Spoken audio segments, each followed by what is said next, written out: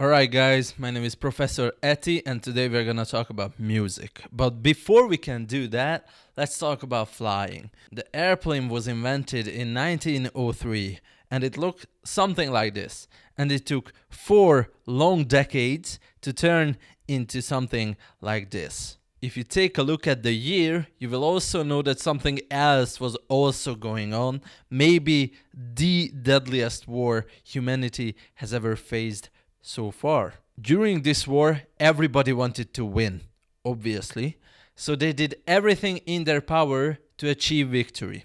One of these things was to look at airplanes and their damages. The idea was that they could put armor plates on specific points of the plane so it wouldn't be too heavy, but it could return home after a mission. The tacticians decided to make a visual representation of the bullet holes of the planes who returned from their mission. It is pretty obvious, seeing this, that they put armor plates here. Wait, what? Isn't it obvious that these parts of the plane were mostly damaged, so that's where the armor should go, no? Let's take a closer look. So maybe you were hit in your right wing. Your aircraft would look something like this. Flying would be dangerous and difficult, but this plane could land, this plane could survive. But if you were hit, for example, here, no plane returned after their engine has been shot, for obvious reasons. This way of thinking, of counting everybody who made it and not caring about the ones who didn't, is called survivorship bias, and it can be found in a lot of places in our world. And that brings us to the band Queen. In the 1970s, they put out bangers like Killer Queen and Bohemian Rhapsody, two songs which made them huge celebrities. And their rising popularity continued into the 1980s with bangers like Another One Bites the Dust, which was number one on the Billboard Hot 100 for 3 weeks. That's a great achievement. And another banger of theirs, Crazy Little Thing Called Love. But in the mid 1980s, they did a little oopsie, and their next album did not perform that well. And their music video for I Want to Break Free was very liberal, but people did not approve at the time. Because of these failures, their popularity started to wane, and even the band members themselves kinda got tired of this whole Queen band thing. They wanted to go on their separate ways for a while. Not like it's in the movie, that's bullshit, but like in a similar way. And then came 1985, which, if you don't know anything about music history, well, this image might tell you something, but if you still not recognize this, well, let me tell you, in 1985, it was the biggest concert the world has ever seen. Live Aid, as it was called, brought in 1.9 billion live viewers on TV. It was one of the biggest events in television history. And let's stop right there for a minute, because 1.9 billion people, that sounds a lot, but not unheard of in today's age. Despacito has over 8 billion views. But what you have to understand is these are live viewers, and these are live viewers in 1985, when the world's population was just 4.8 billion, meaning almost half of the entire Earth population was watching this concert. And these people were watching this performance, Queen's performance, which was so good it is still legendary to this day. It was so legendary, in fact, that it put them at the top of the music world.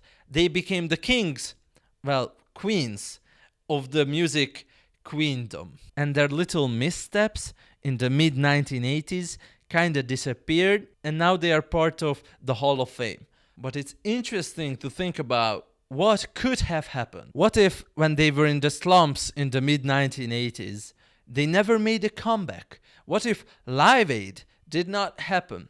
What would have happened to Queen? And this is where the survivorship bias comes into play, because there are many, many great musicians and singers, rock and roll bands, yada yada from the time. But what about the ones who never made it? The forgotten ones? I brought you one example here just to consider. So in 1974, there was a guy named Ray Stevens, and he made the song The Streak.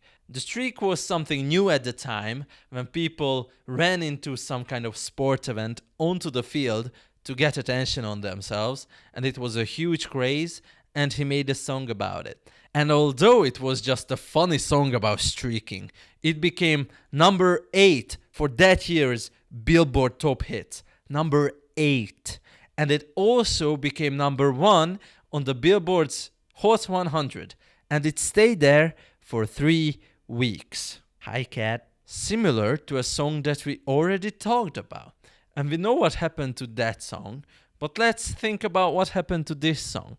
Well, it is not remembered fondly. Actually, it's not remembered at all. The YouTube video has 20 million views, which is not too shabby, I will admit. I would love to have 20 million views, but comparing it to the other big hits at the time, it's nothing. Even on Spotify, it did not even reach 8 million streams. And of course, this is just one example, but trust me, I could bring many more. Old songs that you've never heard of. I don't think it's interesting to talk about songs that you've never heard before, because why would you care? And that's the thing. We do not care. We forgot about these relics. The YouTube comments are full of old people saying, "Oh, I remember when this went on the radio," but nobody else cares. Queen, on the other hand, their music is evergreen. Even young people like listening to them because they are just great. They are what we consider classics. And then there are the artists who are in between. The one-hit wonders who made one great song and that's it. Some examples include Lip Sync, Funky Town, and Soft Cell's Tainted Love. Although these songs are still popular today, you will never know somebody mention that Lip Sync is their favorite artist. Most people only know this song from Shrek 2 when they arrive in Far Far Away. And these artists, while they might have had rocky careers, they still made it. They made songs good enough that they are considered classics today. But remember, some of these songs are more than 50 years old. They had time to become classics. And when people nowadays say, "Oh, music is not as good anymore," they do not realize nowadays we don't give music time to become classics. We either say they are instant classics, which I hate. You cannot be an instant classic. That's not fair. But we have to give them time, more than a single decade, to see if they hold up. These songs are greatly appreciated now, but they might not be 10 years from now, 20 years from now. Maybe they will be like The Streak, very popular in their time, but nobody listens to it anymore. So I guess we will just have to wait and see. And that's all the time we have for today. So thank you so much for watching. If you enjoyed, please press like. It helps me a lot. Other than that, I don't have anything. So see you next week. Bye-bye.